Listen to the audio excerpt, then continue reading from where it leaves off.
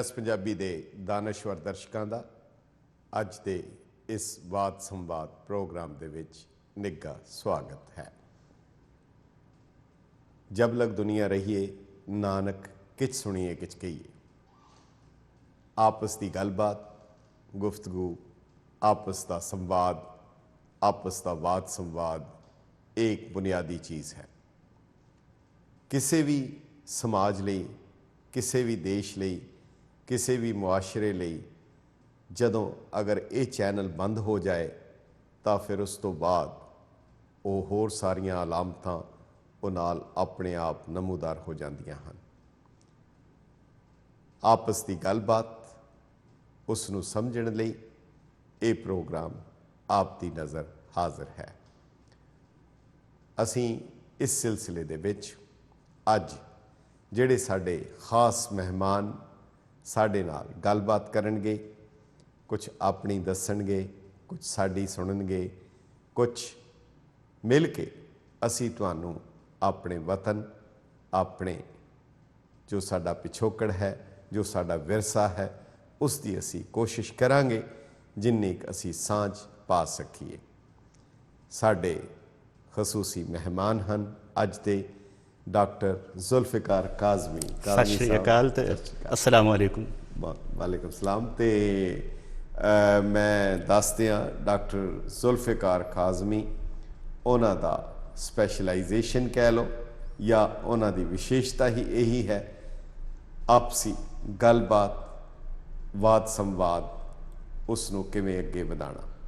ਵੱਖ-ਵੱਖ ਫਿਰਕਿਆਂ ਵਿੱਚ, ਸਮਾਜ ਦੇ ਵੱਖ-ਵੱਖ ਅੰਗਾਂ ਦੇ ਵਿੱਚ ਆਪਸੀ ਗੱਲਬਾਤ ਰਾਹੀਂ ਮਸਲਿਆਂ ਨੂੰ ਨਜਿੱਠਣ ਦੀ ਕੋਸ਼ਿਸ਼ ਕਰਨੀ, ਔਰ ਇਸ ਦੇ ਲਈ ਜਿਹੜੀ ਉਹਨਾਂ ਦੀ ਆਰਗੇਨਾਈਜੇਸ਼ਨ ਹੈ ਉਹ ਹੈ ਕਾਮਨ ਗਰਾਊਂਡਸ।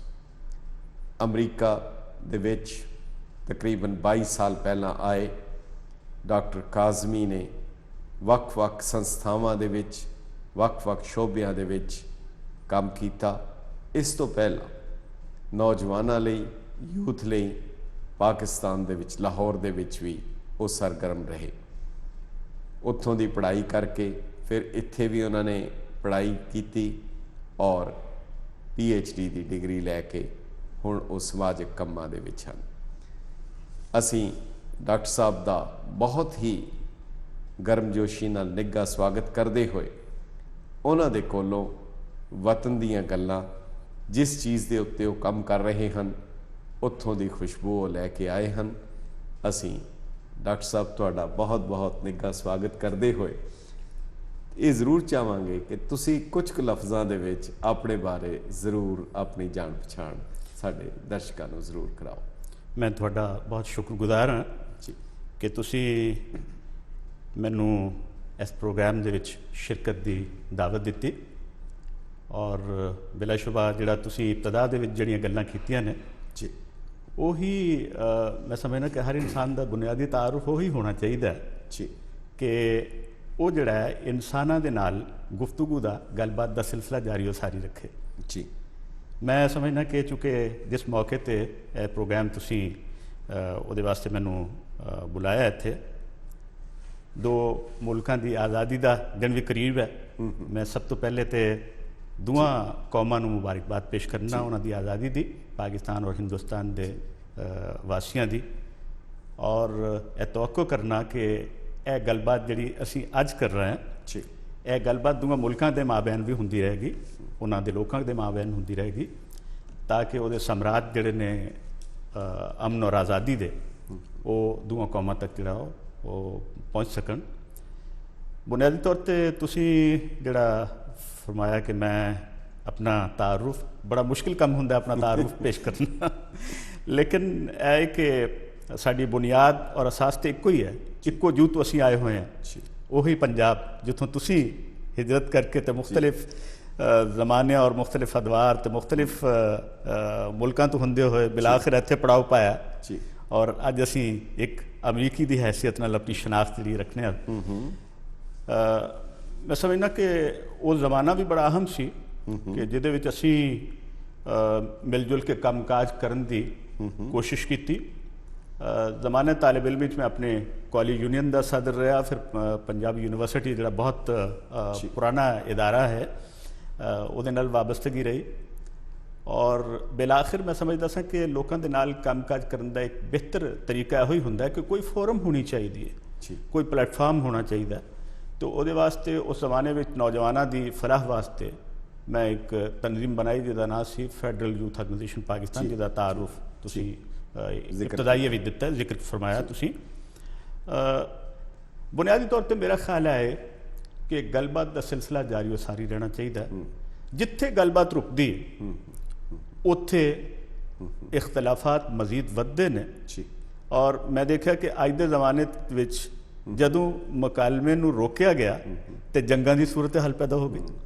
मुकालमे का अमल रहना चाहिए। मुकालमा तो मैं समझना कि एक बुनियादी इकाई जी खानदान है, ये दरमियान मियाँ और बीवी दरमियान मुकालमा रहना चाहिए, बाप बेटे के दरमियान रहना चाहिए, उस्ताद और शागिर्द के दरमियान रहना चाहिए।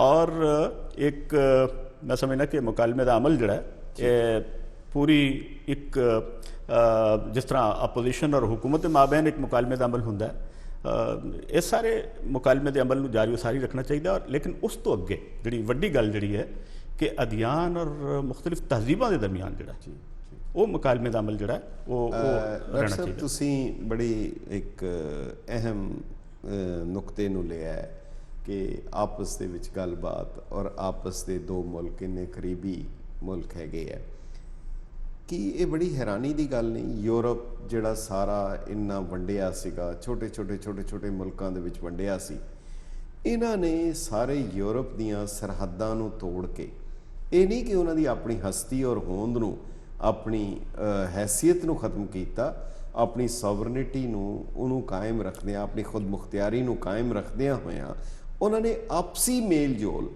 वो जिहड़ियां ट्रांसपोर्टेशन कम्यूनीकेशन और जिहड़ी तुसीं कह रहे हो मुकालमे की गलबात का सिलसिला इन्ना वसी कर लिया कि वो हुण सारा उन्हां दा बॉर्डर पता ही नहीं लगता। जदों असी सफ़र करिए सानू ये नहीं पता लगता कि किहड़ा मुल्क खत्म हो गया किहड़ा मुल्क शुरू हो गया। पर तुसी दूसरे पासे जिथे साडी हालां इन्हां दी आपस दी बड़ी एक दूसरे मुल्क दे नाल काफ़ी इख्तलाफात भी सन, सब कुछ सी, झगड़े भी सन, पर उस दे बावजूद उन्होंने वो सांझ पैदा कर ली। साडे खिते दे विच जिथे इन्नी ज़बरदस्त सांझ है, जिहड़ी सांझ नूं मैं ये कहां कि कोई पोलिटिकल नहीं, उसनूं कोई राजसी भी ना कहां, बल्कि एक रूहानीयत दी सांझ सी, रूहानीयत दा सोमा सी।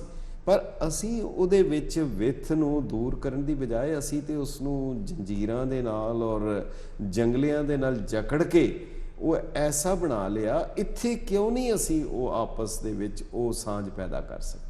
बिला मुबालगा एक बड़ी वड्डी एक ट्रैजेडी है और मैं इहनूं एक अलमियत की हैसियत दिना वा कि वो पौधा जिहड़ा सूफे कराम ने लाया और जिहदी आबियारी जिहड़ी है जिन्हों पानी दिता हज़रत बाबा गुरु नानक होरां ने, और उन्होंने कौमां दे दरमियान और खास तौर पर उस जमाने दे विच इस गल नूं करना बड़ा मुश्किल काम सी कि लोगों के दरमियान देखा जाए कि मुमासलत कित्थे कित्थे है, इतफाकात कित्थे कित्थे ने, कित्थे वो सांझा पैदा कर सकते हैं।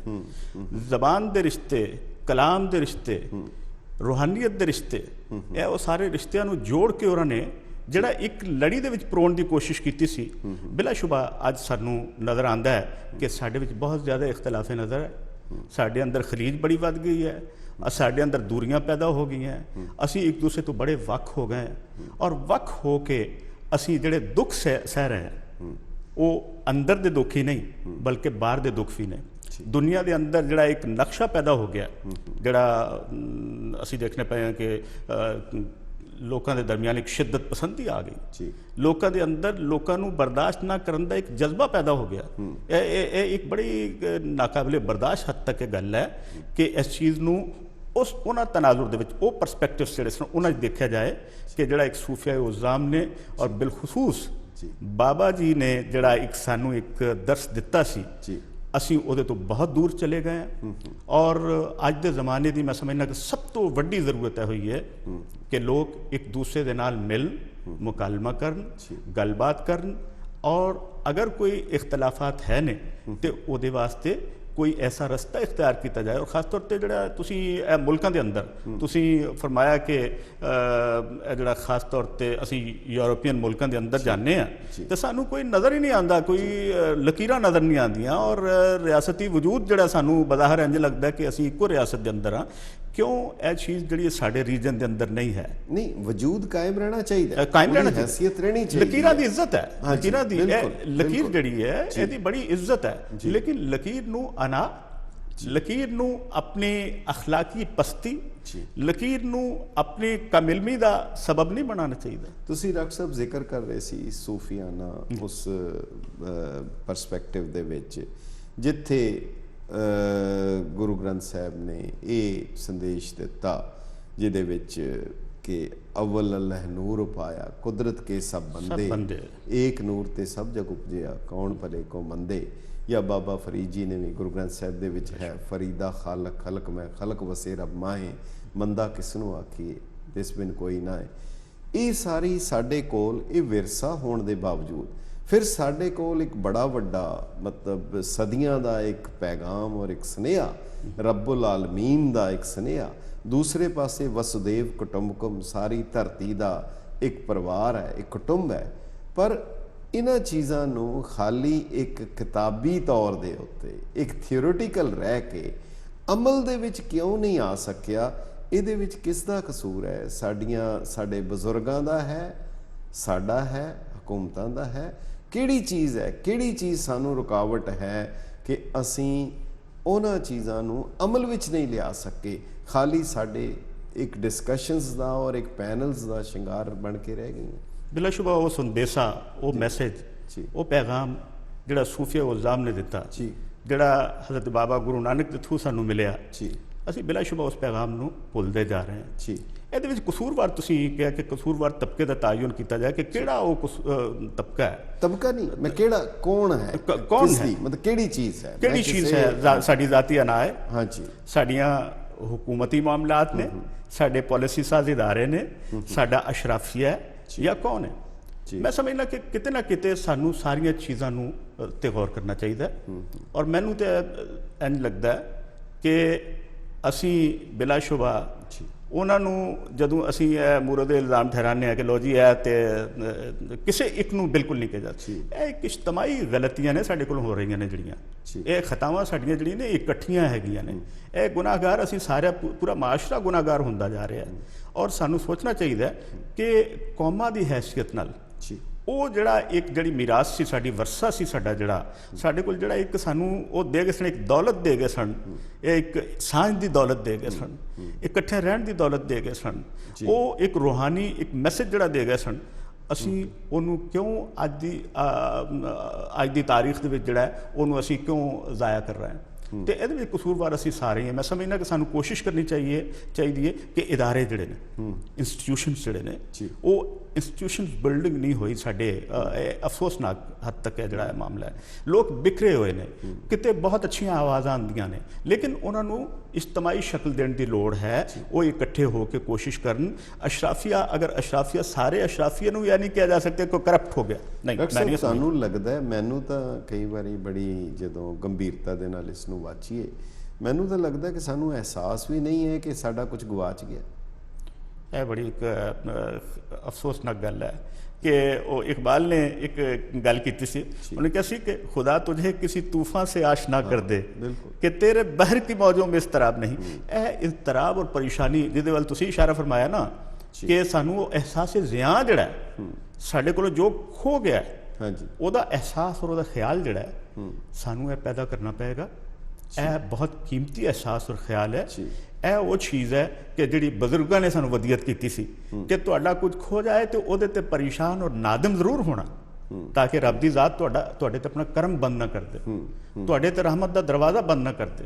ਨਦਾਮਤ ਔਰ ਪਰੇਸ਼ਾਨ ਜਿਹੜੀ ਹੈ ਔਰ ਕਿਸੇ ਖੋਣ ਦਾ ਅਹਿਸਾਸ ਜਿਹੜਾ ਹੈ ਇੱਕ ਬੜੀ ਅਹਿਮ ਚੀਜ਼ ਹੈ। ਅਗਰ ਕੋਈ ਇਹ ਚੀਜ਼ ਖੋ ਜਾਏ ਤੇ ਫਿਰ ਰੂਹਾਨੀ ਤੇ ਅਖਲਾਕੀ ਡਿਕਲਾਈਨ ਜਿਹੜਾ ਨਾ ਉਹ ਵੱਧਦਾ ਜਾਂਦਾ। ਸਾਡਾ ਅਖਲਾਕੀ ਵਜੂਦ ਜਿਹੜਾ ਮੈਂ ਸਮਝਦਾ ਕਿ ਇਸ ਸਦੀ ਦਾ ਸਭ ਤੋਂ ਵੱਡਾ ਅਲਮੀਆ ਜਿਹੜਾ ਹੈ ਉਹ ਹੈ ਕਿ ਅਸੀਂ ਅਖਲਾਕੀ ਵਜੂਦ ਜਿਹੜਾ ਖੋਂਦਾ ਹੋਇਆ ਨਜ਼ਰ ਪਾ ਰਹੇ ਹਾਂ। ਤੇ ਇਹ ਚੀਜ਼ ਜਿਹੜੀ ਹੈ ਬੜੀ ਜ਼ਰੂਰੀ ਹੈ ਕਿ ਉਹ ਅਖਲਾਕੀ ਚੀਜ਼ਾਂ ਉਹਨਾਂ ਨੂੰ ਖਾਸ ਹੀ ਮਜ਼ਹਬੀ ਹਵਾਲੇ ਨਾ ਹੀ ਕਹੀਏ।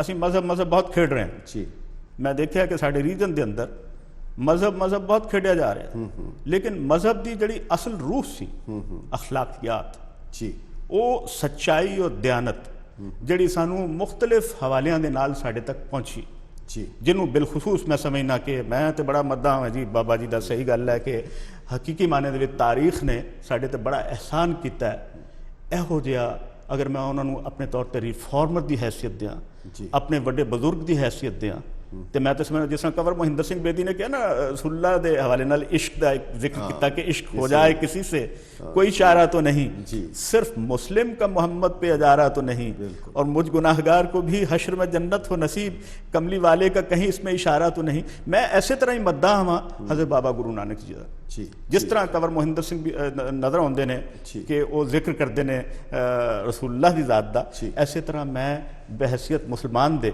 मैं तुहानू बिल्कुल दयानतदारी दे नाल मैं अपना अंदर खोल के दस रहा हाँ कि मैनू इसे तरह बाबा जी की हैसियत जी है अपने एक मुहब्बत अपने महबूब की हैसियत नाल नज़र आते हैं तो अज ज़रूरत है कि यह लकीरां दा भी एहतराम करिए तो फकीरां दा भी एहतराम करिए है जी और ऐसे वास्ते बाबा जी के हवाले नाल हो गया कि बाबा जी ने तो उन्होंने कहा कि जिहड़ा एक सब तो वड्डा एक मैं समझना कि बाबा जी के हवाले नाल कि बाबा नानक शाह फकीर सिखां दा गुरु मुसलमानां दा पीर साडे दे पीर की हैसियत रखते हैं और उन्हां दीयां कीतीआं होईयां गल्लां गुरु ग्रंथ साहब का साढ़े तक पहुँचना लेकिन उस हैसियत नाल नहीं जिस तरह मुसलमानों ने अज कुरान मजीद नूं बड़ा गुलाफ के लपेट के तो जुजदान च रख दिता होया इस तरह अफसोस है कि साढ़े सिख धर्म के अंदर भी लोग जिहड़ा है उहदे असल मैसेज नूं जिहड़ा असीं नहीं देखते पे और उन्होंने बड़ा गुलाफ करके तो असीं बड़ी इज्जत और एहतराम के नाल लैके आने लेकिन असीं असल रूह तो नावाकिफ होंदे जा रहे हैं और बाबा जी ने एक होर जिहड़ी गल कही सी जिहड़ी मैं समझना कि बड़ी अहम गल सी और शायद ज़माने और सदियां इस पैगाम नूं बिल्कुल उस अंदाज से लैन कि जिहड़ा बाबा जी ने कहा सी कि तुसी अगर मुसलमान हो तो चंगे मुसलमान बन जाओ अगर हिंदू हो तो चंगे हिंदू बन जाओ जिस जात के नाल भी तुहाडा ताल्लुक है वो तुसी अपने आप नूं बेहतर बना के अपने आप नूं पेश करो ਉਹਦੀ असल रूह नूं जिहड़ा ना खो जी बिल्कुल अमलों के बिना नहीं हो सकता जदों गुरु नानक साहब मक्के भी गए उत्थे उन्होंने पुछया पुछण खोल किताब नूं हिंदू वड्डा के मुसलमानोई उन्हां दे कोल किताब सी गुरबाणी दी जिहदे च उन्हां दा कलाम सी ते उन्हां नूं पुछया कि हिंदू वड्डा के मुसलमानोई बाबा आखे हाजियां शुभ अमला बाजो दोनों रोई वाह जे अमल नहीं है तो वो दोनों ही रोणगे दोनों ही इक्को है कोई फर्क नहीं पैना असली गल जिहड़ी अमल दी है पर जिहड़ा अमाल है अगर अमाल नहीं पर वो चीज़ां किहड़ियां हन जिन्हां लोकां नूं पता लग गया उस पैगाम नूं पहुंचाउण लई उन्हां ने किहड़ियां मंजिलां तय कीतियां किस तरीके दे नाल किहਨਾਂ इलाकिਆਂ 'ਚ गए जिवें मैं शुरू 'ਚ जिक्र कीता है कि दो असूल बड़े ज़बरदस्त सन रब्बुल आलमीन दा और दूसरे पासे वसुदैव कुटुंबकम यानी एक परिवार है पर अमली तौर दे उत्ते इस गल नूं असीं नहीं मन्निया असीं देव भाषा मलेच भाषा देव भूमि मलेच भूमि वो काफर है वो पवित्र है ये जिहड़ियां हदबंदियां सीगियां जिहड़ियां मसनूई आर्टिफिशियल बाउंड्रीज़ दीयां सरहदां गुरु नानक साहब दा मेरा ख्याल है सब तो वड्डी गल किवें उन्हां ने उन्हां हदबंदियां नूं तोड़िया किद्दां कीता और फिर तां करके उन्हां दी खुशबू किस हद तक फैली कि अज तो 250 साल पहले नज़ीर अकबर आबादी लखनऊ का रहने वाला वो जिक्र कर रहे हैं कहते नानक शाह जिन्हें वो पूरे हैं आगाह गुरु मकसूद मुराद उम्मीद सभी बरलाते हैं दिलखाह गुरु लुत्फ़ करम से करते हैं हम लोगों का निर्बाह गुरु इस बख्शिश के इस अजमत के हैं बाबा नानक शाह गुरु सब सीस निवार अरदास करो और हरदम बोलो वाह गुरु वाह जी वाह सो गल तां उस अमल दी है उस अमाल दी है उन्हां दा पैगाम की सीगा की देना चाहते सी किस मकसद लई उन्होंने घर छड्डिया ये असी जरूर गलबात करांगे तुहाडे नाल पर एक अगले सैगमेंट विच उस तो जाण तो पहला तुसीं ये जिन्नी गुफ्तगू जिन्नी गलबात साडी होई है इनू तुसीं किस तरह सम अप करना मैं समझना जिहड़ा तुसीं फरमाया ना कि मुख्तलिफ उन्हां दे जिन्ने भी सफ़र कीते ने उन्होंने और उस जमाने दे ਹਾਲਾਤ ਨੂੰ ਦੇਖੋ, ਜੀ ਵਕਤ ਨੂੰ ਦੇਖੋ,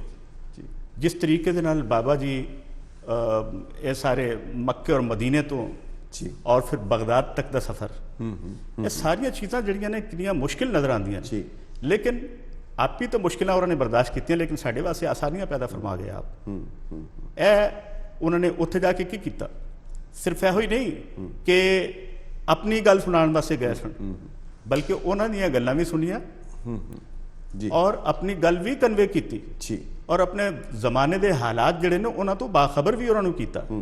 ਬਾਬਾ ਜੀ ਦਾ ਮੁਕਾਲਮਾ ਜਿਹੜਾ ਹੈ ਬਹਿਲੋਲ ਦਾਨਾ ਦੇ ਨਾਲ ਬਗਦਾਦ ਦੇ ਅੰਦਰ ਔਰ ਮੁਖਤਲਿਫ ਇਲਾਕਿਆਂ ਦੇ ਅੰਦਰ ਜਿਹੜੀਆਂ ਉਹਨਾਂ ਉਸ ਜ਼ਮਾਨੇ ਦੇ ਵਿੱਚ ਜਿਹੜੀਆਂ ਉਹਨਾਂ ਨੇ ਗੱਲਾਂ ਕੀਤੀਆਂ ਨੇ, ਜੀ ਅੱਜ ਸਾਨੂੰ ਇੰਝ ਨਜ਼ਰ ਆਉਂਦਾ ਹੈ ਕਿ ਉਹ ਚੀਜ਼ਾਂ ਬਦਲੀਆਂ ਹੀ ਨਹੀਂ ਔਰ ਅੱਜ ਵੀ ਸਾਨੂੰ ਬਾਬਾ ਜੀ ਮਹਿਵੇ ਗੁਫ਼ਤਗੂ ਨਜ਼ਰ ਆਉਂਦੇ ਨੇ। ਮੈਨੂੰ ਤਾਂ ਇੰਝ ਲੱਗਦਾ ਹੈ ਕਿ ਅੱਜ ਵੀ ਬਾਬਾ ਜੀ ਦਾ ਮੁਕਾਲਮਾ ਜਾਰੀ ਉਹ ਸਾਰੀ ਹੈ ਜੀ ਤੇ ਇਹ ਉਹ ਚੀਜ਼ ਹੈ। ਮੈਂ ਸਮਝਦਾ ਕਿ ਹਾਲਾਤ ਜਿਹੜੇ ਨੇ, ਜੀ ਜਾਂ ਤੇ ਅਸੀਂ ਉਹ ਕੋਸ਼ਿਸ਼ ਨਹੀਂ ਕੀਤੀਆਂ ਕਿ ਹਾਲਾਤ ਬਦਲਣ ਦੀ ਕੋਸ਼ਿਸ਼ ਹੀ ਨਹੀਂ ਕੀਤੀ ਤੇ ਉੱਥੇ ਦਾ ਉੱਥੇ ਖਲੋਤੇ ਹੋਏ ਆ। ਜੀ ਸਾਨੂੰ ਇੱਕ ਰੂਹਾਨੀ ਤੌਰ ਤੇ ਜਿਹੜਾ ਬਾਬਾ ਜੀ ਨੇ ਰੇਸ ਕਰਨ ਦੀ ਕੋਸ਼ਿਸ਼ ਕੀਤੀ ਸੀ, ਅਸੀਂ ਉਸ ਅੰਦਾਜ਼ ਤੇ ਰੇਸ ਨਹੀਂ ਹੋਏ ਜੀ ਔਰ ਨਤੀਜਾ ਹੈ ਕਿ ਅੱਜ ਜਿਹੜਾ ਹੈ ਅਸੀਂ ਫਿਰ ਜ਼ਰੂਰਤ ਮਹਿਸੂਸ ਕਰਨੇ ਆ ਜੀ। ਕਿ ਇਹਨਾਂ ਸਾਰੀਆਂ ਉਹ ਚੀਜ਼ਾਂ ਦਾ ਅਹਿਆ ਹੋ ਜਾਏ। ਬਾਬਾ ਜੀ ਨੇ ਉਸ ਸਫ਼ਰ ਦੇ ਦੌਰਾਨ ਜਿਹੜਾ ਮੈਸੇਜ ਜਿੱਥੇ ਜਿੱਥੇ ਵੀ ਕਨਵੇ ਕੀਤਾ ਜਾਂ ਉੱਥੋਂ ਜੋ ਕੁਝ ਵੀ ਚੀਜ਼ਾਂ ਸਿੱਖੀਆਂ, ਜੀ ਉਹਨਾਂ ਨੂੰ ਅੱਜ ਦੇ ਜ਼ਮਾਨੇ 'ਚ ਜਿਹੜਾ ਅਸੀਂ ਜੀ। ਕਨਵੇ ਕਰੀਏ, ਲੋਕਾਂ ਦੇ ਨਾਲ ਮੁਕਾਲਮਾ ਕਰੀਏ, ਗੁਫ਼ਤਗੂ ਕਰੀਏ। ਔਰ ਹਜ਼ਰਤ ਅਲੀ ਦਾ ਇੱਕ ਕੌਲ ਮੈਨੂੰ ਯਾਦ ਆ ਰਿਹਾ, ਚੂँकि ਉਹ ਤਰੀਕਤ ਔਰ ਰੂਹਾਨੀਅਤ ਦਾ ਤੁਹਾਨੂੰ ਪਤਾ ਨੇ ਇਸਲਾਮ ਦੇ ਅੰਦਰ ਜੀ, ਮੰਬਾ ਜੀ, ਸਮਝੇ ਜਾਂਦੇ ਨੇ। ਜੀ, ਜੀ। ਉਹ ਕਹਿੰਦੇ ਨੇ ਕਹੋ ਕਿ ਪਹਿਚਾਣੇ ਜਾਓ, ਗੱਲ ਕਰੋ, ਗੱਲਬਾਤ ਕਰੋ ਤਾਂ ਕਿ ਤੁਹਾਡਾ ਪਤਾ ਲੱਗੇ ਕਿ ਤੁਸੀਂ ਕੀ ਹੋ। ਬਾਬਾ ਜੀ ਨੇ ਉਸ ਜ਼ਮਾਨੇ ਦੇ ਵਿੱਚ ਉਸੇ ਮੈਸੇਜ ਨੂੰ, ਜੀ ਜਿਹੜਾ ਇੱਕ ਰੂਹਾਨੀ ਮੈਸੇਜ ਸੀ ਫਕੀਰਾਂ ਔਰ ਦਰਵੇਸ਼ਾਂ ਦਾ ਔਰ ਔਲੀਆ ਅੱਲਾ ਦਾ ਔਰ ਅਹਿਲੇ ਬੈਤ ਅਤਹਾਰ ਦਾ, ਉਸੇ ਮੈਸੇਜ ਨੂੰ ਬਾਬਾ ਜੀ ਨੇ ਪਹੁੰਚਾਇਆ। ਠੀਕ ਔਰ ਹੈ। ਬੜਾ ਅਹਿਮ ਮੈਸੇਜ ਹੈ। ਸੋ ਜ਼ੁਲਫਿਕਾਰ ਜੀ ਕਾਜ਼ਮੀ ਸਾਹਿਬ, ਬਹੁਤ ਬਹੁਤ ਤੁਹਾਡਾ ਸ਼ੁਕਰੀਆ ਅਦਾ ਕਰਦੇ ਹਾਂ ਕਿ ਇਸ ਗੱਲਬਾਤ ਰਾਹੀਂ, ਬਾਤ ਸੰਵਾਦ ਰਾਹੀਂ ਅਸੀਂ ਉਹ ਗੁਰੂ ਨਾਨਕ ਸਾਹਿਬ ਦੇ ਜਿਸ ਤੁਸੀਂ ਗੱਲਬਾਤ ਤੋਂ ਮੈਸੇਜ ਦੇ ਵੱਲ ਇਸ਼ਾਰਾ ਕੀਤਾ, ਉਹ ਮੈਸੇਜ ਕਿਹੜਾ ਸੀ, ਅਸੀਂ ਅਗਲੇ ਸੈਗਮੈਂਟ ਵਿੱਚ ਤੁਹਾਡੇ ਨਾਲ ਜ਼ਰੂਰ ਕਰਾਂਗੇ। ਔਰ ਜਿਹਦੇ ਲਈ ਉਹਨਾਂ ਨੂੰ ਰੇਤ ਅੱਕ ਆਹਾਰ ਕਰ ਰੋੜਾਂ ਦੀ ਗੁਰਖਰੀ ਵਿਛਾਈ, ਜਿਹੜੀਆਂ ਉਹ ਸਾਰੀਆਂ ਪਹਿਲਾਂ ਬਾਬੇ ਪਾਇਆ ਬਖਸ਼ਦਰ, ਪਿੱਛੋਂ ਦੇ ਫਿਰ ਕਾਲ ਕਮਾਈ। ਇਹ ਬੜੀ ਇੱਕ ਰੂਹਾਨੀਅਤ ਔਰ ਇੱਕ ਮਿਸਟਿਸਿਜ਼ਮ ਦੀ ਗੱਲ ਹੈ, ਜਿਹਦੇ ਨਾਲ ਅਸੀਂ ਤੁਹਾਡੇ ਨਾਲ ਅਗਲੇ ਸੈਗਮੈਂਟ ਵਿੱਚ ਕਰਾਂਗੇ। ਤੁਹਾਡਾ ਬਹੁਤ ਬਹੁਤ ਸ਼ੁਕਰੀਆ। ਬਹੁਤ ਸ਼ੁਕਰੀਆ, ਬੜੀ ਨਾਜ਼ਿਸ਼।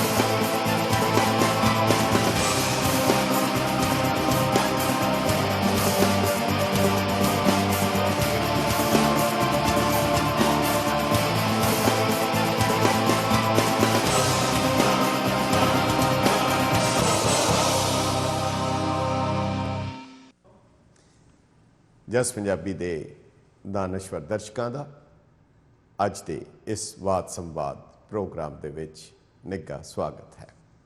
ਪਿਛਲੇ ਹਫਤੇ ਅਸੀਂ ਗੱਲਬਾਤ ਕਰ ਰਹੇ ਸੀ ਡਾਕਟਰ ਜ਼ੁਲਫਿਕਾਰ ਕਾਜ਼ਮੀ ਵਾਸ਼ਿੰਗਟਨ, ਜੋ ਕਿ ਪਿੱਛੋਂ ਲਾਹੌਰ ਤੋਂ ਹਨ, ਔਰ ਇਸ ਸਿਲਸਿਲੇ ਨੂੰ ਆਪਸੀ ਗੱਲਬਾਤ ਰਾਹੀਂ ਸਾਡੇ ਮਸਲੇ, ਉਹਨਾਂ ਨੂੰ ਹੱਲ ਕਰਨ ਲਈ, ਉਹਦੇ ਵੱਲ ਪ੍ਰੇਰਨਾ ਦੇਣ ਲਈ, ਜਿਹੜੀਆਂ ਸਾਡੀਆਂ ਮੁਸ਼ਕਿਲਾਤ ਹਨ, ਇਹ ਇੱਕ ਬਹੁਤ ਹੀ ਅਹਿਮ ਸੋਮਾ ਹੈ ਆਪਸੀ ਗੱਲਬਾਤ ਰਾਹੀਂ ਉਹਨਾਂ ਤੱਕ ਪਹੁੰਚਣਾ, ਉਹਨਾਂ ਨੂੰ, ਉਹਨਾਂ ਦੀ ਪਛਾਣ ਕਰਨੀ, ਫਿਰ ਉਹਦਾ ਹੱਲ ਕਰਨਾ। ਅੱਜ ਫਿਰ ਉਸੇ ਸਿਲਸਿਲੇ ਨੂੰ ਅੱਗੇ ਵਧਾਉਂਦਿਆਂ ਹੋਇਆਂ ਡਾਕਟਰ ਜ਼ੁਲਫਿਕਾਰ ਕਾਜ਼ਮੀ ਸਾਹਿਬ ਸਾਡੇ ਨਾਲ ਸਟੂਡੀਓ ਵਿੱਚ ਹਾਜ਼ਰ ਹਨ। ਡਾਕਟਰ ਸਾਹਿਬ, ਤੁਹਾਡਾ ਇੱਕ ਵਾਰ ਫਿਰ ਨਿੱਘਾ ਸਵਾਗਤ ਹੈ। ਸਤਿ ਸ਼੍ਰੀ ਅਕਾਲ। अस्सलाम वालेकुम। ਵਾਲੇਕੁਮ ਸਲਾਮ। ਬਹੁਤ ਬਹੁਤ ਖੁਸ਼ੀ ਹੋਈ ਕਿ ਤੁਸੀਂ ਇਸ ਪ੍ਰੋਗਰਾਮ ਵਿੱਚ ਆਏ। ਅਸੀਂ ਗੱਲਬਾਤ ਕਰ ਰਹੇ ਸੀ ਹਜ਼ਰਤ ਵਲੀ ਅੱਲਾ ਬਾਬਾ ਨਾਨਕ, ਜਿਹਨੂੰ ਤੁਸੀਂ ਗੱਲ ਕਹੀ ਕਿ ਹਿੰਦੂ ਕਾ ਗੁਰੂ ਮੁਸਲਮਾਨ ਕਾ ਪੀਰ ਹਜ਼ਰਤ ਬਾਬਾ ਨਾਨਕ ਸ਼ਾਹ ਫਕੀਰ। ਉਹ ਇਸ ਤਰ੍ਹਾਂ ਲੱਗਦਾ ਜਿਵੇਂ ਲੀਜੈਂਡਰੀ, ਜਿਵੇਂ ਇੱਕ ਫੋਕ ਗੀਤ ਜਾਂ ਇੱਕ ਆਮ ਲੋਕਾਂ ਦੇ ਮਨਾਂ ਦੇ ਵਿੱਚ ਰਾਜ ਕਰਨ ਵਾਲੀ ਉਹ ਰੂਹ ਜਿਹੜੀ ਸੀ, ਜਿਨ੍ਹਾਂ ਬਾਰੇ ਕਿਹਾ ਗਿਆ ਹੱਟ ਖੁੱਲ੍ਹ ਗਈ ਬਾਬੇ ਨਾਨਕ ਦੀ, ਸੌਦਾ ਲੈਣਗੇ ਨਸੀਬਾਂ ਵਾਲੇ। ਇਹ ਵੀ ਹੈ। ਸੋ ਉਹਨਾਂ ਨੇ, ਗੁਰੂ ਨਾਨਕ ਸਾਹਿਬ ਨੇ, ਜੋ ਰਾਏ ਭੋਏ ਦੀ ਤਲਵੰਡੀ ਦੇ ਵਿੱਚ ਇੱਕ ਛੋਟੇ ਜਿਹੇ ਇਲਾਕੇ, ਛੋਟੇ ਜਿਹੇ ਪਿੰਡ ਦੇ ਵਿੱਚ, ਪਰ ਉਹ ਆ ਕੇ ਉਸ ਜਗ੍ਹਾ ਦੇ ਵਿੱਚ ਨਹੀਂ ਟਿਕੇ। ਉਹਨਾਂ ਦੇ ਹਰ ਇੱਕ ਇੱਕ ਕਦਮ ਦਾ ਕੋਈ ਬਹੁਤ ਮਕਸਦ ਸੀ, ਬਹੁਤ ਗੰਭੀਰ ਮਕਸਦ ਸੀ। ਜੋ ਉਹ ਮਕਸਦ ਕਿਹੜਾ ਸੀ, ਉਹ ਪੈਗਾਮ ਕਿਹੜਾ ਸੀ, ਉਹ ਕਿਉਂ ਇਤਨੇ ਉਤਾਵਲੇ ਸਨ ਕਿ ਉਹ ਉਸ ਨੂੰ ਸਾਰਿਆਂ ਤੱਕ ਪਹੁੰਚਾਉਣਾ ਚਾਹੁੰਦੇ ਸੀਗੇ। ਔਰ ਉਹ ਭਾਵੇਂ ਉਹਨਾਂ ਨੇ ਦੁਕਾਨਦਾਰੀ ਕੀਤੀ, ਭਾਵੇਂ ਉਹਨਾਂ ਨੇ ਨੌਕਰੀ ਕੀਤੀ, ਭਾਵੇਂ ਉਹ ਬਾਅਦ ਵਿੱਚ ਖੇਤੀ ਕੀਤੀ, ਉਹ ਇੱਕ ਐਸਾ ਪੈਗਾਮ ਸੀ ਜਿਹੜਾ ਜਿੱਥੇ ਵੀ ਗਏ, ਕਿਉਂਕਿ ਜਿਵੇਂ ਤੁਸੀਂ ਗੱਲ ਕਰ ਰਹੇ ਸੀ ਕਿ ਆਪਸੀ ਗੱਲਬਾਤ ਦਾ ਸਿਲਸਿਲਾ ਜਦੋਂ ਟੁੱਟਦਾ ਹੈ, ਜਦੋਂ ਅਵਿਸ਼ਵਾਸ ਪੈਦਾ ਹੁੰਦਾ ਹੈ, ਜਦੋਂ ਸ਼ੱਕ ਪੈਦਾ ਹੁੰਦਾ ਹੈ, ਉਸ ਨੂੰ ਗੱਲਬਾਤ ਰਾਹੀਂ ਹੀ ਦੂਰ ਕੀਤਾ ਜਾ ਸਕਦਾ ਹੈ। ਗੁਰੂ ਨਾਨਕ ਸਾਹਿਬ ਨੇ ਉਹ ਸਰਹੱਦਾਂ ਜਿਨ੍ਹਾਂ ਵੱਲ ਕੋਈ ਜਾਂਦਾ ਨਹੀਂ ਸੀ, ਉਹਨਾਂ ਵੱਲ ਗਏ। ਔਰ ਖ਼ਾਸ ਕਰਕੇ ਜਦੋਂ ਸਾਰੇ ਉਹਨਾਂ ਧਾਰਮਿਕ ਸਥਾਨਾਂ ਦੇ ਉੱਤੇ ਗਏ, ਭਾਵੇਂ ਉਹ ਹਿੰਦੂਆਂ ਦੇ ਸੀ, ਭਾਵੇਂ ਜੋਗੀਆਂ ਦੇ ਸੀ, ਭਾਵੇਂ ਇਸਲਾਮ ਦੇ ਸੀ, ਉਹਨਾਂ ਦੀ ਕੋਸ਼ਿਸ਼ ਸੀ ਕਿ ਉਹਨਾਂ ਦੇ ਵਿੱਚ ਜਾ ਕੇ ਉਹਨਾਂ ਨੂੰ ਇੱਕ ਕਿਸਮ ਦੀ ਖੁੰਦਕ ਦਵਾ ਕੇ ਉਹਨਾਂ ਦੇ ਅੰਦਰ ਦੀ ਉਹ ਅਹਿਸਾਸ, ਉਹ ਜਿਹੜੀ ਜੋਤ ਬੁਝ ਰਹੀ ਹੈ, ਉਸ ਨੂੰ ਅਹਿਸਾਸ ਕਰਾਉਣਾ ਕਿ ਖਾਲੀ ਤੁਹਾਡਾ ਬਾਹਰਲਾ ਨਹੀਂ, ਤੁਹਾਡੇ ਅੰਦਰ ਜਿਹੜੀ ਚੀਜ਼ ਹੈ ਉਸ ਨੂੰ ਤੁਸੀਂ ਪਛਾਣੋ। ਔਰ ਉਹ ਜਿਹੜੀ ਚੀਜ਼ ਮੈਨੂੰ ਲੱਗੀ ਹੈ ਕਿ ਤੁਸੀਂ ਇਸ ਦੇ ਨਾਲ ਕਿੱਥੇ ਤੱਕ ਸਹਿਮਤ ਹੋਵੋਗੇ, ਉਹ ਸੀ ਕਿ ਇੱਕ ਰੱਬ ਹੈ, ਦੂਸਰਾ ਨਹੀਂ ਹੈ, ਦੋ ਨਹੀਂ ਹੋ ਸਕਦੇ। ਬਲਕਿ ਬੜਾ ਮੈਨੂੰ ਅੱਛਾ ਲੱਗਦਾ ਹੈ, ਜ਼ਿਕਰ ਵੀ ਕਈ ਵਾਰੀ ਹੋ ਚੁੱਕਾ ਹੈ ਕਿ ਜਦੋਂ ਗੁਰੂ ਨਾਨਕ ਸਾਹਿਬ ਬਗਦਾਦ ਗਏ, ਉੱਥੇ ਉਹਨਾਂ ਨੂੰ ਇਹ ਪੁੱਛਿਆ ਗਿਆ, ਜਦੋਂ ਗੱਲਬਾਤ ਹੋਈ, ਗੁਫ਼ਤਗੂ ਹੋਈ, ਤਾਂ ਉਹਨਾਂ ਨੇ ਆਪਣੇ ਅੰਦਾਜ਼ ਵਿੱਚ ਕਿਹਾ, ਜਦੋਂ ਪੀਰ ਕਹਿਣ ਲੱਗੇ, ਮੌਲਵੀ ਕਹਿਣ ਲੱਗੇ ਕਿ ਰੱਬ ਸਾਰੇ ਕੰਮ ਕਰ ਸਕਦਾ ਹੈ, ਗੁਰੂ ਨਾਨਕ ਸਾਹਿਬ ਕਹਿਣ ਲੱਗੇ ਮੈਂ ਨਹੀਂ ਮੰਨਦਾ ਕਿ ਰੱਬ ਸਾਰੇ ਕੰਮ ਕਰ ਲਵੇ। ਹੁਣ ਇੱਕ ਬੜੀ ਵੱਡੀ ਤੋਹੀਨ ਹੈ ਇੱਕ ਅਸੂਲ ਦੀ, ਜਿਹੜਾ ਬਣਿਆ ਹੋਇਆ ਇੱਕ ਆਮ ਹੈ ਕਿ ਨਹੀਂ, ਰੱਬ ਸਾਰੇ ਕੰਮ ਕਰ ਸਕਦਾ ਹੈ। ਔਰ ਉਹਨਾਂ ਦੇ ਵਿੱਚ ਜਾ ਕੇ ਇਹ ਕਹਿ ਦੇਣਾ ਕਿ ਰੱਬ ਸਾਰੇ ਕੰਮ ਨਹੀਂ ਕਰ ਸਕਦਾ, ਤੇ ਉਹਨਾਂ ਨੇ ਬੜੇ ਗੁੱਸੇ ਵਿੱਚ ਕਿਹਾ ਕਿ ਉਹ ਕਿਹੜੀ ਚੀਜ਼ ਹੈ ਜਿਹੜੀ ਰੱਬ ਵੀ ਚਾਹੇ ਤੇ ਨਹੀਂ ਕਰ ਸਕਦਾ। ਆਂਖ ਉਦਾਮ ਸੇ ਅਸਤ ਕੇ ਖੁਦ ਖੁਦਾਏ ਖਾਲੇ ਪੈਦਾ ਨਮੇ ਸ਼ਵਦ। ਉਹ ਕਿਹੜੀ ਚੀਜ਼ ਹੈ ਰੱਬ ਚਾਹੇ ਤੇ ਨਹੀਂ ਬਣਾ ਸਕਦਾ। ਗੁਰੂ ਨਾਨਕ ਸਾਹਿਬ ਦਾ ਜਵਾਬ ਸੀ, ਆਂਖ ਉਦਾਮ ਸੇ ਅਸਤ ਕੇ ਖੁਦ ਖੁਦਾਏ ਖੁਦਾਏ ਦੀਗਰ ਪੈਦਾ ਨਮੇ ਸ਼ਵਦ। ਜੇ ਰੱਬ ਚਾਹੇ ਮੈਂ ਇੱਕ ਰੱਬ ਹੋਰ ਬਣਾ ਲਵਾਂ, ਉਹ ਨਹੀਂ ਬਣਾ ਸਕਦਾ। ਬਹੁਤ ਆਲਾ। ਏਕੋ ਹੈ ਭਾਈ, ਏਕੋ ਹੈ ਸਾਹਿਬ ਮੇਰਾ, ਏਕੋ ਹੈ। ਉਹ ਇੱਕ ਦਾ ਜਿਹੜਾ ਸਨੇਹਾ ਦੇਣ ਲਈ ਜਿੱਥੇ ਵੀ ਗਏ, ਜਿਹੜੀ ਵੀ ਥਾਂ ਗਏ, ਉਹਨਾਂ ਨੇ ਇਹ ਕਿਹਾ ਕਿ ਉਸ ਇੱਕ ਦੀ ਅਸੀਂ ਸਾਰੇ ਇਬਾਦਤ ਕਰੀਏ। ਇੱਕ ਹੈ, ਹਰ ਬਿਨ ਅਵਰ ਨਾ ਪੂਜੋ, ਮੜੇ ਮਸਾਣ ਨਾ ਜਾਈ। ਪੂਜਣ ਯੋਗ ਇੱਕ ਹੈ, ਪਰ ਜੇ ਤੁਸੀਂ ਅਗਰ ਪੂਜਾ ਔਰ ਨਮਾਜ਼ ਜੋ ਮਰਜ਼ੀ ਤੁਸੀਂ ਕਰ ਲਓ, ਜੇ ਉਹਦੇ ਕੀਤਿਆਂ ਤੁਹਾਡੀ ਪੱਤ ਨਹੀਂ ਰਹਿੰਦੀ, ਉਹ ਫਿਰ ਕੇਵਲ ਕਰਮਕਾਂਡ ਹੋ ਕੇ ਰਹਿ ਜਾਏਗਾ। ਔਰ ਸਭ ਤੋਂ ਜਿਹੜਾ ਉਹਨਾਂ ਦਾ ਤਰੀਕਾ ਆਪਣਾ, ਜਦੋਂ ਮੁਲਤਾਨ ਗਏ ਹੈ, ਮੁਲਤਾਨ ਦੇ ਵਿੱਚ ਉਹ ਪੀਰ ਦੁੱਧ ਦਾ ਕਟੋਰਾ ਭਰ ਕੇ ਲੈ ਆਏ, ਤੇ ਉਹਨਾਂ ਨੇ ਆ ਕੇ ਉਹਨਾਂ ਨੂੰ ਸੁਨੇਹਾ ਸੀ ਕਿ ਇੱਥੇ ਬਿਲਕੁਲ ਆਲਰੇਡੀ ਸਾਰਾ ਹੈ, ਹੋਰ ਥਾਂ ਨਹੀਂ। ਤੇ ਗੁਰੂ ਨਾਨਕ ਸਾਹਿਬ ਨੇ ਉਹਦੇ ਉੱਤੇ ਚਮੇਲੀ ਦਾ ਫੁੱਲ ਰੱਖ ਦਿੱਤਾ ਕਿ ਆਪਣੀ ਖੁਸ਼ਬੂ ਫੈਲਾਵਾਂਗਾ, ਮੈਂ ਤੁਹਾਡੀ ਥਾਂ ਨਹੀਂ ਲਵਾਂਗਾ।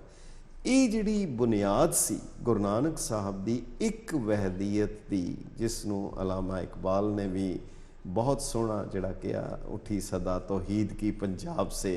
ਇਹ ਜਿਹੜੀ ਤੌਹੀਦ ਦੀ, ਅਸੀਂ ਇਸ ਬੁਨਿਆਦੀ ਚੀਜ਼ ਨੂੰ ਹੀ ਕਿਉਂ ਗਵਾਚ ਗਈ ਹੈ। ਇੱਕ ਦੂਸਰੀ ਚੀਜ਼, ਗੁਰੂ ਨਾਨਕ ਸਾਹਿਬ ਨੇ ਜਿਹੜੀ ਗੱਲ ਉਹ ਕਹੀ ਅਮਲ ਦੀ, ਉਹਨਾਂ ਦੀਆਂ ਗੱਲਾਂ ਇੰਨੀਆਂ ਬੁਨਿਆਦੀ ਔਰ ਬੜੀਆਂ ਸਿੱਧੀਆਂ ਉਹਦੇ ਲਈ ਕਿਹੜੀ ਫਿਲਾਸਫੀ ਦੀ, ਕਿਹੜੀ ਡਿਸਕਸ਼ਨ ਦੀ, ਕਿਹੜੇ ਉਹਦੀ ਲੋੜ ਹੈ, ਜਾਂ ਸਾਨੂੰ ਕੋਈ ਸੈਮੀਨਾਰ ਦੀ ਲੋੜ ਹੈ ਜਦੋਂ ਉਹ ਕਹਿ ਰਹੇ ਹੱਕ ਪਰਾਇਆ ਨਾਨਕਾ ਉਸ ਸੂਰ ਉਸ ਗਾਏ? ਕਿਸੇ ਪਰਾਏ ਦਾ ਹੱਕ ਖਾਣਾ ਮੁਸਲਮਾਨ ਲਈ ਸੂਰ ਖਾਣ ਦੇ ਬਰਾਬਰ ਹੈ, ਹਿੰਦੂ ਲਈ ਗਾਂ ਖਾਣ ਦੇ ਬਰਾਬਰ ਹੈ। ਜਦੋਂ ਉਹ ਕਹਿ ਰਹੇ ਹੈ, ਬੜੀ ਸਿੱਧੀ ਜੀ ਭਾਸ਼ਾ ਦੇ ਵਿੱਚ ਕਹਿ ਰਹੇ ਹੈ, ਬੋਲੀਏ ਸੱਚ ਧਰਮ ਝੂਠ ਨਾ ਬੋਲੀਏ, ਤੇ ਇਤਨਾ ਕੁਝ ਹੋਣ ਦੇ ਬਾਵਜੂਦ ਅਸੀਂ ਕਿਉਂ ਨਹੀਂ, ਮਤਲਬ ਅਮਲ ਵਿੱਚ ਕਿਉਂ ਨਹੀਂ ਲਿਆ ਸਕੇ? ਦੱਸਣ ਦੀ ਗੱਲ ਤੇ ਤਾਂ ਹੋਏ ਜੇ ਕੰਪਲਿਕੇਟਡ ਹੋਏ, ਸਾਨੂੰ ਪਤਾ ਹੈ, ਸਭ ਕੁਝ ਪਤਾ ਹੈ। ਇਹਦਾ ਮਤਲਬ ਹੈ ਕਿ ਬੁਨਿਆਦੀ ਤੌਰ ਦੇ ਉੱਤੇ ਕਿਹੜੀ ਚੀਜ਼ ਹੈ ਤੁਹਾਨੂੰ ਲੱਗਦੀ ਹੈ ਜਿਹੜੀ ਇਹਨਾਂ ਚੀਜ਼ਾਂ ਨੂੰ ਅਮਲ ਵਿੱਚ ਨਹੀਂ ਲਿਆ ਰਹੀ, ਜਿਹੜੀ ਸਭ ਤੋਂ ਵੱਡਾ ਰੁਕਾਵਟ ਬਣ ਗਈ ਹੈ? ਅਸੀਂ ਕਹੀ ਜਾਈਏ ਅਸੀਂ ਤੈਨੂੰ ਮੰਨਦੇ ਹਾਂ, ਤੇਰੀ ਅਸੀਂ ਸਤਿਕਾਰ ਕਰਦੇ ਹਾਂ, ਤੇਰੀ ਜ਼ਾਤ ਦਾ ਅਦਬ ਕਰਦੇ ਹਾਂ, ਪਰ ਤੇਰੀ ਗੱਲ ਨਹੀਂ ਮੰਨਾਂਗੇ। ਔਰ ਇਹ ਜਿਹੜੀਆਂ ਦੋ ਗੱਲਾਂ ਜਿਹੜੀ ਕੀਤੀਆਂ, ਇੱਕ ਸੱਚ ਦੀ ਗੱਲ ਔਰ ਹੱਕ ਦੀ ਗੱਲ, ਇਹ ਬੁਨਿਆਦ ਹੈ ਹਰ ਮਜ਼ਹਬ ਦੀ, ਹਰ ਫਿਰਕੇ ਦੀ, ਹਰ ਇੱਕ ਦੀ, ਔਰ ਇੱਕ ਕਿਸਮ ਦੀ ਯੂਨੀਵਰਸਲ ਗੱਲ ਸੀਗੀ। ਪਰ ਫਿਰ ਵੀ ਅਸੀਂ ਇਸ ਨੂੰ ਕਿਉਂ ਨਹੀਂ ਅਮਲ ਵਿੱਚ ਲਿਆ ਸਕਦੇ? ਬਹੁਤ ਖੂਬਸੂਰਤ ਤੁਸੀਂ ਸਰਨਾਮਾ ਦੇ ਦਿੱਤਾ ਸਾਰੀਆਂ ਚੀਜ਼ਾਂ ਦਾ ਜੀ, ਤੇ ਇਹਦੇ ਵਿੱਚ ਸਾਰੀਆਂ ਉਹ ਚੀਜ਼ਾਂ ਨੇ ਜਿਹੜੀਆਂ ਮੈਂ ਅਰਜ਼ ਕਰਨਾ ਚਾਹੁੰਦਾ ਸੀ, ਔਰ ਤੁਸੀਂ ਬਿਲਾਸ਼ੁਬਾ ਚੁੱਕੇ ਜਿਹੜਾ ਅਗਰ ਸੱਤ ਕੱਢਿਆ ਜਾਏ ਜੀ, ਬਾਬਾ ਜੀ ਦੇ ਉਸ ਸਾਰੇ ਪੈਗਾਮ ਦਾ, ਜੀ, ਉਹ ਸੰਦੇਸ਼ਾ, ਉਹ ਇੱਕ ਰੂਹਾਨੀ ਆਵਾਜ਼, ਤੇ ਮੈਂ ਸਮਝਦਾ ਕਿ ਉਹਦਾ ਲੁੱਬੇ ਲਬਾਬ ਉਹੀ ਹੈ ਜਿਹੜਾ ਤੁਸੀਂ ਆਪਣੇ ਸਰਨਾਮੇ ਵਿੱਚ ਦਿੱਤਾ ਜੀ। ਤਲਵੰਡੀ ਤੋਂ ਛੋਟੇ ਜਿਹੇ ਕਸਬੇ ਤੋਂ, ਛੋਟੇ ਜਿਹੇ ਪਿੰਡ ਤੋਂ ਜੀ ਇੱਕ ਆਵਾਜ਼ ਉੱਠਦੀ ਹੈ ਜੀ, ਤੇ ਸਾਰੇ ਜ਼ਮਾਨੇ 'ਚ ਫੈਲਦੀ ਹੈ। ਔਰ ਅੱਜ ਉਹੀ ਨਨਕਾਣਾ ਸਾਹਿਬ ਜਿਹੜਾ ਜੀ, ਉਹ ਇੱਕ ਮਰਜੇ ਖਲਾਇਕ ਹੈ। ਮੈਂ ਸਮਝਦਾ ਕਿ ਪੂਰੀ ਦੁਨੀਆ ਉਹਦੇ ਵੱਲ ਰੁਜੂ ਕਰਦੀ ਹੈ ਔਰ ਦੇਖਦੀ ਹੈ ਕਿ ਉੱਥੋਂ ਰੂਹਾਨੀ ਫੈਜ਼ ਕਿਸ ਤਰ੍ਹਾਂ ਮਿਲਦਾ ਹੈ। ਬਾਬਾ ਜੀ ਨੇ, ਮੈਂ ਸਮਝਦਾ ਕਿ ਜਿਹੜਾ 500-600 ਸਾਲ ਪਹਿਲੇ ਉਹ ਪੈਗੰਬਰਾਂ ਦੇ ਕੀਤੀਆਂ ਹੋਈਆਂ ਗੱਲਾਂ ਨੂੰ ਔਰ ਨਬੀ ਕਰੀਮ ਸੱਲੱਲਾਹੁ ਅਲੈਹਿ ਵਸੱਲਮ ਦੇ ਜ਼ਮਾਨੇ 'ਚ ਜੋ ਉਹਨਾਂ ਨੇ ਮੈਸੇਜ ਜਿਹੜਾ ਦਿੱਤਾ ਸੀ, ਜੀ, ਬਾਬਾ ਜੀ ਨੇ ਉਹ ਵਹਦਾਨੀਅਤ ਦਾ ਇੱਕ ਮੈਸੇਜ, ਜੀ, ਤੌਹੀਦ ਦਾ ਜਿਹੜਾ ਅਕੀਦਾ ਜੀ, ਲੋਕਾਂ ਦੇ ਅੰਦਰ ਜਿਹੜਾ ਇੱਕ ਰਾਸਿਕ ਕਰਨ ਦੀ ਕੋਸ਼ਿਸ਼ ਕੀਤੀ ਸੀ। ਮੈਂ ਸਮਝਦਾ ਕਿ ਸ਼ਾਇਦ ਉਹ ਬਾਬਾ ਜੀ ਦਾ ਇੱਕ ਐਡਾ ਵੱਡਾ ਰੂਹਾਨੀ ਕ੍ਰੈਡਿਟ ਹੈ ਕਿ ਜਿਹੜਾ ਸਾਡੇ ਸਾਰੇ ਲੋਕਾਂ ਦੀ ਗਰਦਨਾਂ ਤੇ ਬਹੁਤ ਵਜ਼ਨੀ। ਜੀ, ਔਰ ਜਿਹੜਾ ਤੁਸੀਂ ਕਿਹਾ ਕਿ ਕੀ ਵਜ੍ਹਾ ਹੈ ਕਿ ਅਸੀਂ ਉਸ ਪੈਗਾਮ ਨੂੰ ਉਸ ਅੰਦਾਜ਼ 'ਚ ਨਹੀਂ ਲੈ ਰਹੇ, ਉਹਦੇ ਵਿੱਚ ਵੀ ਬਾਬਾ ਜੀ ਦੀ ਇੱਕ ਗੱਲ ਮੈਨੂੰ ਜਿਹੜੀ ਹਮੇਸ਼ਾ ਯਾਦ ਆਉਂਦੀ ਹੈ। ਉਹਨਾਂ ਨੇ ਕਿਹਾ ਸੀ, ਆਪਣੇ ਮਨ ਨੂੰ ਮਾਰ ਤੇ ਫਿਰ ਤੂੰ ਸਭ ਕੁਝ ਮੰਨ ਲਏਗਾ। ਉਹ ਮਨ ਨੂੰ ਮਾਰ ਕੇ ਸਭ ਕੁਝ ਮੰਨਣ ਵਾਲੀ ਗੱਲ ਜਿਹੜੀ ਉਹ ਅਕੀਦਾ ਤੌਹੀਦ ਦੀ ਉਹਨਾਂ ਨੇ ਰੋਸ਼ਨਾਈ 'ਚ ਕੀਤੀ ਹੋਈ ਹੈ। ਔਰ ਮੈਂ ਸਮਝਦਾ ਕਿ ਇਹ ਉਹ ਚੀਜ਼ ਜੀ ਅੱਜ ਅਗਰ ਧਰਮਾਂ ਤੋਂ ਆਜ਼ਾਦ ਹੋ ਕੇ ਵੀ ਅਗਰ ਦੇਖੇ ਤੇ ਇੱਕ ਕ੍ਰੀਏਟਰ, ਜੀ, ਇੱਕ ਖਾਲਿਕ, ਇੱਕ ਮਾਲਿਕ, ਇੱਕ ਵੱਲ ਰੁਜੂ ਕਰਨਾ, ਬਾਬਾ ਜੀ ਨੇ ਜਿਸ ਅੰਦਾਜ਼ 'ਚ ਸਮਝਾਉਣ ਦੀ ਕੋਸ਼ਿਸ਼ ਕੀਤੀ। ਔਰ ਤੁਸੀਂ ਮੁਖਤਲਿਫ ਉਹਨਾਂ ਦੇ ਸਫ਼ਰਾਂ ਦਾ ਹਵਾਲਾ ਸ਼ੁਰੂ ਦਿੱਤਾ ਸੀ, ਔਰ ਮੈਂ ਸਮਝਦਾ ਕਿ ਉਸ ਹਰ ਸਫ਼ਰ ਦੇ ਅੰਦਰ ਜੀ ਉਹਨਾਂ ਨੇ ਲੋਕਾਂ ਨੂੰ ਜਿਹੜੀ ਇੱਕ ਲੜੀ 'ਚ ਪਰੋਇਆ ਨਾ, ਉਹ ਇੱਕੋ ਗੱਲ ਦੇ ਨਾਲ ਪਰੋਇਆ ਕਿ ਮੈਂ ਕਿੱਥੋਂ ਆ ਤੇ ਤੁਸੀਂ ਕਿੱਥੋਂ, ਆਏ ਕਿੱਥੋਂ ਤੇ ਜਾਣਾ ਕਿੱਥੇ ਹੈ। ਜੀ, ਉਹ ਇੱਕ ਪੂਰੇ ਸਫ਼ਰ ਨੂੰ ਲੋਕਾਂ ਦੇ ਨਾਲ ਆਸਾਨੀ ਦੇ ਨਾਲ ਉਹਨਾਂ ਨੇ ਉਸ ਗੱਲ ਨੂੰ ਕਨਵੇ ਕੀਤਾ। ਔਰ ਇਕਬਾਲ ਨੇ ਕਿਆ ਖਰਾਜ ਪੇਸ਼ ਕੀਤਾ ਹੈ ਬਾਬਾ ਜੀ ਨੂੰ। ਮੈਨੂੰ ਪਤਾ ਸੀ ਕਿ ਤੁਸੀਂ ਇਹ ਗੱਲ ਛੇੜੋਗੇ, ਤੇ ਚੂੰਕਿ ਬਾਜ਼ੂ ਕਾ ਅਸ਼ਾਰ ਜਿਹੜੇ ਜ਼ੁਬਾਨੀ ਯਾਦ ਨਹੀਂ ਰਹਿੰਦੇ, ਲੇਕਿਨ ਯਕੀਨਨ ਆਪਣੇ ਵਿਊਅਰਸ ਜਿਹੜੇ ਹੁੰਦੇ ਨੇ ਉਹਨਾਂ ਨੂੰ ਵੀ ਯਾਦ ਕਰਵਾਉਣ ਵਾਸਤੇ ਕਿ ਇਕਬਾਲ ਨੇ ਜਿਹੜੀ ਖੂਬਸੂਰਤ ਗੱਲ ਕੀਤੀ ਬਾਬਾ ਜੀ ਦੇ ਹਵਾਲੇ ਨਾਲ, ਤੁਸੀਂ ਉਹ ਇੱਕ ਮਿਸਰਾ ਉਹਦਾ ਬਿਆਨ ਵੀ ਫਰਮਾਇਆ कि बुत कदा फिर बाद मुद्दत के मगर रोशन हुआ जी, नूरे इब्राहिम से आज़र का घर रोशन हुआ। एक बुत प्रस्त का बिल्कुल, और आज़र का घर रोशन हुआ, यानी बाबा जी ने ਉਹਨੂੰ ਸਾਰਾ ਜਿਹੜਾ ਜੋੜ ਦਿੱਤਾ, ਅਬਰਾਹਮਿਕ ਫੇਥ ਦੇ ਨਾਲ ਜੋੜ ਦਿੱਤਾ। ਉਹ ਜਿਹੜਾ ਇੱਕ ਪੈਗੰਬਰਾਂ ਦਾ ਇੱਕ ਸਿਲਸਿਲਾ ਜਿਹੜਾ ਸੀ, ਬਾਬਾ ਜੀ ਦੀ ਹੈਸੀਅਤ ਨੂੰ, ਸ਼ਖਸੀਅਤ ਨੂੰ ਉਹ ਉਸ ਤਨਾਜ਼ੁਰ 'ਚ ਦੇਖ ਰਹੇ ਨੇ ਕਿ ਉਸ ਜ਼ਮਾਨੇ ਵਿੱਚ ਜਿਹੜਾ ਹਜ਼ਰਤ ਇਬਰਾਹੀਮ अलैहिस्सलाम ਦੇ ਜ਼ਿੰਮੇ ਜਿਹੜਾ ਫਰੀਜ਼ਾ ਸੀ कि एक वहदानियत का जिक्र करो, अपने रब की तौहीद बयान करो, अपने रब का जिक्र करो, और जिक्र इस अंदाज से करो कि वो एक वाहद नज़र आए, कल्ला नज़र आए, वो बराबर कोई नज़र ना आए। और वाकई वो जरा तुसी क्या कि जिसले मौलवियां ने और उस जमाने के लोगों ने, आलिमा ने और फाजला ने सवाल किया कि वो केड़ा काम है जरा रब आप ही नहीं कर सकता, तो उन्होंने कहा कि दूजा रब नहीं बना सकता। ਇਹਦਾ मतलब है कि वो अपनी ज़ात दे विच यकता है, वो अपनी सिफात दे विच यकता है, वो ਆਪਣੇ तमाम ਮਾਮਲਾਤ ਦੇ ਵਿੱਚ ਯਕਤਾ ਹੈ ਔਰ ਬਾਬਾ ਜੀ ਨੇ ਇਹੋ ਹੀ ਖਿਆਲ, ਇਹੋ ਹੀ ਸੋਚ, ਇਹੋ ਹੀ ਫਿਕਰ ਜਿਹੜੀ ਲੋਕਾਂ ਦੇ ਵਿੱਚ ਉਜਾਗਰ ਕਰਨ ਦੀ ਕੋਸ਼ਿਸ਼ ਕੀਤੀ ਕਿ बुतकदा फिर बाद मुद्दत के मगर रोशन हुआ, नूरे इब्राहिम से आज़र का घर रोशन हुआ, फिर उठी आखिर सदा तौहीद की पंजाब से, हिंद को एक मर्द कामिल ने जगाया ख्वाब से। यानी इकबाल दे नज़दीक बाबा जी की हैसियत जी एक मर्द कामिल दी, एक मुकम्मल इंसान दी। और मुकम्मल इंसान रब दे नज़दीक कौन है कि जिहड़ा उहदी वहदानियत ते, जिहड़े उहदी वहदत ते और जिहड़ा उहदे यकताई ते यकीन रखता हो, यकीन ही ना रखता होए बल्कि उस गल नूं कम्यूनीकेट करन ते कादर भी होए, नाल उहनूं कुदरत भी हासिल होए कि वो जिहड़ी गल करे लोकां दे नाल ਉਹਦੇ ਤੇ ਲੋਕ ਯਕੀਨ ਕਰਨ। ਔਰ ਬਾਬਾ ਜੀ ਦੀ ਗੱਲ ਤੇ ਯਕੀਨ ਕੀਤਾ ਉਹਨਾਂ ਨੇ ਜਿਹੜਾ ਹਲਕਾ ਹਵਾਬ ਪੈਦਾ ਕੀਤਾ ਜਿਹੜਾ ਆਪਣੇ ਫਾਲੋਅਰਸ ਦਾ। ਔਰ ਮੈਂ ਸਮਝਦਾ ਕਿ ਇਹ ਇੱਕ ਬਹੁਤ ਵੱਡੀ ਗੱਲ ਹੈ ਅੱਜ ਦੇ ਜ਼ਮਾਨੇ ਦੇ ਵਿੱਚ ਕਿ ਅਸੀਂ ਜਦੋਂ ਅਧਿਆਨ ਦੇ ਦਰਮਿਆਨ ਇੱਕ ਮਜ਼ਬੂਤ ਰਿਸ਼ਤੇ ਨੂੰ ਤਲਾਸ਼ ਕਰਨ ਦੀ ਕੋਸ਼ਿਸ਼ ਕਰਨੇ ਆ ਤੇ ਬਾਬਾ ਜੀ ਦੀ ਇੱਕ ਮਜ਼ਬੂਤ ਤਵਾਨਾ ਆਵਾਜ਼ ਜਿਹੜੀ ਹੈ ਸਾਨੂੰ ਮਹਿਸੂਸ ਹੁੰਦੀ ਹੈ, ਅਸੀਂ ਸੁਣਨੇ ਆ। ਅੱਲਾ ਕਰੇ ਕਿ ਅਸੀਂ ਉਸ ਤਰ੍ਹਾਂ ਦੇ ਬੋਲੇ ਨਾ ਹੋ ਜਾਈਏ ਕਿ ਜਿਹੜਾ ਕੁਰਾਨ ਕਹਿੰਦਾ ਕਿ ਇਹਨਾਂ ਨੇ ਲਓ ਜੀ ਇਹਨਾਂ ਦੇ ਕੰਨਾਂ ਤੇ ਅਸੀਂ ਮੋਹਰਾਂ ਲਾਤੀਆਂ, ਉਹ ਮੋਹਰਾਂ ਨਾ ਲੱਗੀਆਂ ਹੋਣ ਤੇ ਫਿਰ ਬਾਬਾ ਜੀ ਦੀ ਆਵਾਜ਼ ਆ ਸਕਦੀ। ਜੀ ਜੀ ਜੀ ਤੁਸੀਂ ਬੜੇ ਸੋਹਣੇ ਉਹਨਾਂ ਦੇ ਹਵਾਲੇ ਨਾਲ ਗੱਲ ਕੀਤੀ। ਬਲਕਿ ਜੇ ਤੁਸੀਂ ਕਿਹਾ ਨਾ ਕਿ ਤਾਰਫ ਕਰਾਉਣਾ ਬੜਾ ਔਖਾ ਹੁੰਦਾ ਤੇ ਜਿਵੇਂ गालिब ने ਵੇਖਿਆ वो हमसे पूछते हैं बताओ गालिब कौन है, कोई हमें बताए कि हम उन्हें बतलाएं क्या। पर गुरु नानक साहब ने अपना तारਫ ਦਿੱਤਾ ਹੈ। ਕੀ ਬਾਤ ਹੈ। ਉਹ ਕਹਿੰਦੇ ਮੈਨੂੰ ਕਈ ਲੋਕਾਂ ਨੇ, ਮੇਰਾ ਖਿਆਲ ਹੈ ਇਹਦੇ ਵਿੱਚ ਸਾਰਾ ਕੁਝ ਸਮ ਅਪ ਹੋ ਜਾਂਦਾ। ਉਹ ਕਹਿੰਦੇ ਕੁਝ ਲੋਕਾਂ ਨੇ ਮੈਨੂੰ ਭੂਤਨਾ ਕਿਹਾ। ਭੂਤਨਾ ਕੀ ਹੈ? ਕਿਸੇ ਦੇ ਅਕੀਦੇ ਦੇ ਉੱਤੇ ਵਿਘਨ ਪਾ ਰਿਹਾ। ਲੋਕ ਪੂਰਬ ਵੱਲ ਪਾਣੀ ਦੇ ਰਹੇ ਆ, ਉਹ ਪੱਛਮ ਵੱਲ ਦੇਣਾ ਸ਼ੁਰੂ ਕਰਤਾ। ਉਹ ਕਾਬੇ ਵੱਲ ਸਜਦਾ ਕਰ ਰਹੇ, ਉਧਰ ਲੱਤਾਂ ਕਰ ਦਿੱਤੀਆਂ ਤੇ ਕੋਈ ਕੁਝ ਕਰ ਰਿਹਾ। ਤੇ ਉਹ ਜਿਹੜੀ ਸਾਰੀ ਚੀਜ਼ ਨੂੰ ਕਰਕੇ ਕਹਿੰਦੇ ਕਈਆਂ ਨੇ ਮੈਨੂੰ ਭੂਤਨਾ ਕਹੇ, ਕੋਈ ਆਖੇ ਭੂਤਨਾ, ਕੋ ਕਹੇ ਬੇਤਾਲਾ। ਕਈਆਂ ਨੇ ਮੈਨੂੰ ਬੇਤਾਲਾ ਕਿਹਾ, ਸੁਰਤਾਲ ਦਾ ਪਤਾ ਨਹੀਂ ਕਿ ਲੋਕੀ ਕਹਿੰਦੇ ਹਾਕਮ ਦੇ ਅੱਗੇ ਸਿਰ ਝੁਕਾਓ, ਇਹ ਕਹੀ ਜਾਂਦਾ ਰਾਜੇ ਸ਼ੀ ਮੁਕੱਦਮ ਕੁੱਤੇ। ਇਹ ਬੇਤਾਲਾ, ਇਹਨੂੰ ਸੁਰਤਾਲ ਦਾ ਨਹੀਂ ਪਤਾ।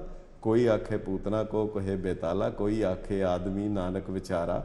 ਕੋਈ ਮੈਨੂੰ ਆਦਮੀ ਕਹੀ ਜਾਂਦਾ, ਸਿੱਧਾ ਸਾਦਾ ਆਦਮੀ ਹੈ। ਕੋਈ ਕਹਿੰਦਾ ਵਿਚਾਰਾ, ਸਿੱਧੀਆਂ ਗੱਲਾਂ ਕਰਦਾ ਹੈ ਕਿ ਕੋਈ ਸਾਰਾ ਮਾੜਾ ਨਹੀਂ, ਚੰਗਾ ਨਹੀਂ। ਪਰ ਕਹਿੰਦੇ ਨਾ ਮੈਂ ਭੂਤਨਾ, ਨਾ ਮੈਂ ਬੇਤਾਲਾ, ਨਾ ਮੈਂ ਵਿਚਾਰਾ, ਮੈਂ ਹਾਂ ਕੀ।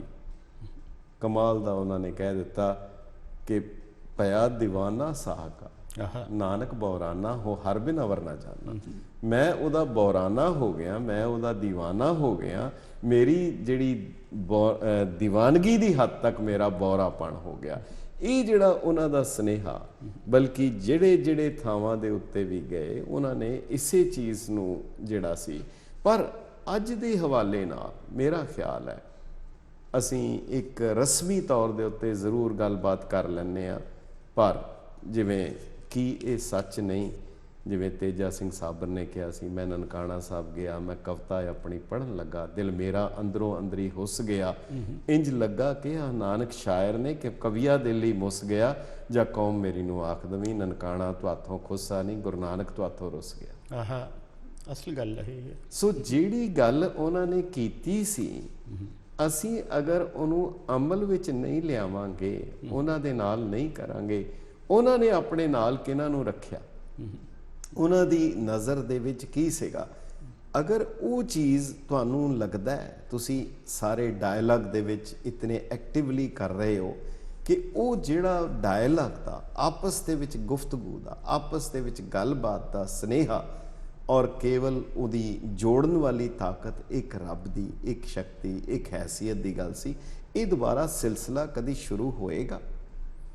ਮੈਨੂੰ ਲੱਗਦਾ ਕਿ ਐਸਾ ਜ਼ਰੂਰ ਹੋਏਗਾ, ਕਿਉਂਕਿ ਬਾਬਾ ਜੀ ਨੇ ਉਹ ਪੈਗਾਮ ਦਿੱਤਾ ਜਿਹਦੇ ਵਿੱਚ ਮਾਯੂਸੀ ਦੀ ਦੂਰ ਦੂਰ ਤੱਕ ਕੋਈ ਗੱਲ ਨਹੀਂ ਹੈਗੀ। ਜੀ ਜੀ। ਬਲਕਿ ਉਹਨਾਂ ਨੇ ਇਨਸਾਨ ਨੂੰ ਯਕੀਨ ਦੀ ਉਸ ਮੰਜ਼ਿਲ ਤੇ ਫਾਇਜ਼ ਕਰਨ ਦੀ ਕੋਸ਼ਿਸ਼ ਕੀਤੀ ਹੈ।